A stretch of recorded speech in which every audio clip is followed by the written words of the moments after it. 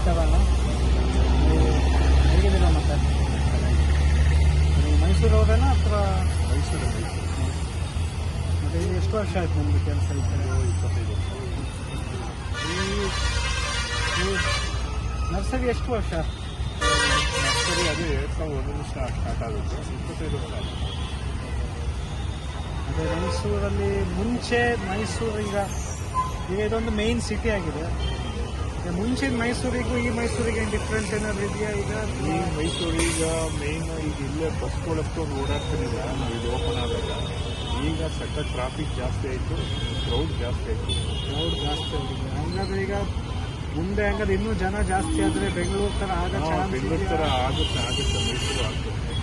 ಆಗೋದು ಬೇಡ ಅಂತ ನಾವು ಯೋಚನೆ ಮಾಡೋದಷ್ಟೇ.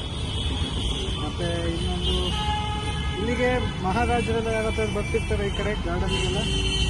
ಮಾರಣಿಯವ್ರು ಬರ್ತಾರೆ, ಗಿಡ ತಗೋಗ್ತಾರೆ. ಮತ್ತು ಈ ಕಡೆ ಯಾವ ಥರ ಗಿಡ ಎಲ್ಲ ಇದು? ಅಂದರೆ ಇದು ಯಾವ ಥರ ಅಂದರೆ ಫ್ರೂಟ್ಸ್ ಅವೈಲಬಲ್ ಐತೆ.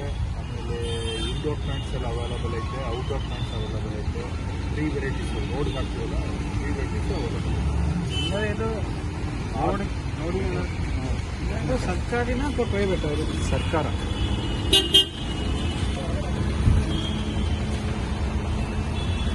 ಸರ್ಕಾರ ಇದಿರ್ತದೆ. ಈ ಕೋಆಪರೇಟಿವ್ ಸೊಸೈಟಿ ಅಂದರೆ ಗಿಡಗಳನ್ನೆಲ್ಲ ಎಲ್ಲ ರೈತರೇ ನಮಗೆ ಸಪ್ಲೈ ಮಾಡೋದು. ನಾವು ರೈತರಿಗೆ ನಮ್ಮದು ವರ್ಕರ್ಸ್ಗೆಲ್ಲ ಇದು ಮಾಡ್ಕೊಂಡು ಸಿಕ್ಕೋದೆಲ್ಲ ಅವ್ರ ಅಮೌಂಟ್ಗೆ ಹೋಗ್ತದೆ. ಸರಿ ಅಣ್ಣ, ತುಂಬ ಸಂತೋಷವಾಯಿತು. ಥ್ಯಾಂಕ್ಸ್.